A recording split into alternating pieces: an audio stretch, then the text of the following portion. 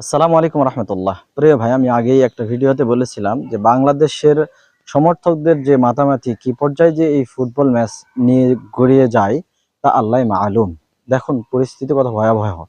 একজন তার দলকে পরাজিত দেখার পরে তাকে অন্য দলের সাপোর্টাররা বিভিন্নভাবে যখন ভৎসনা গুঞ্জনা করতে থাকে, সে আত্মহত্যা করতে বাধ্য হয়।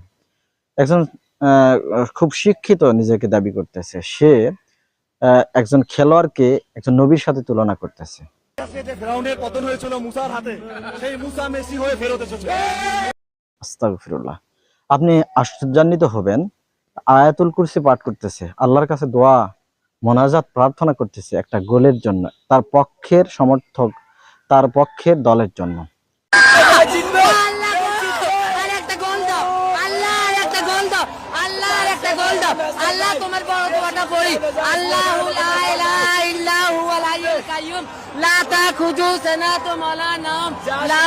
এই তো আমাদের মুসলিমদের অবস্থা।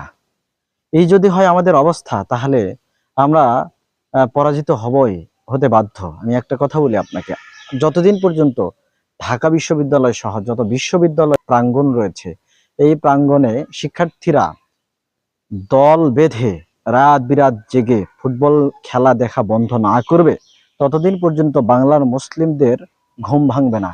বাংলার মুসলিম কোনোদিন মার খাওয়া থেকে বেঁচে থাকতে পারবে না। বাংলার মুসলিমরা আজাদি মুক্তি পাবে না। আজকে অত্যন্ত পরিতাপ আফসোসের সাথে বলতে হয়, নিজের সমর্থক, নিজের দল যখন জিতে যাচ্ছে, তখন কি উল্লাস, কি আনন্দ! মনে হচ্ছে একজন জান্নাত প্রেয়সী ব্যক্তি ফুলসিরাত পার হয়ে জান্নাতে চলে গেছে, কি উচ্ছ্বাস তার।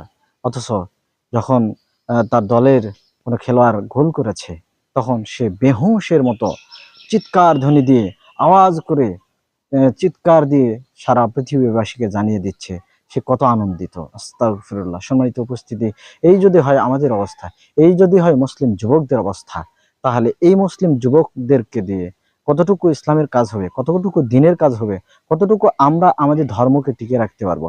আল্লাহ তাআলা আমাদের যুবক ভাইদেরকে হেদায়েত দান করুন, আমাদেরকেও তাদের কাছাকাছি যাওয়ার জন্য তাদেরকে বোঝানোর মতো তৌফিক দান করুন। আমিন। আখিরু দাওয়ানা আনিল হামদুলিল্লাহি রাব্বিল আলামিন। আসসালামু আলাইকুম ওয়া রাহমাতুল্লাহি ওয়া বারাকাতুহু।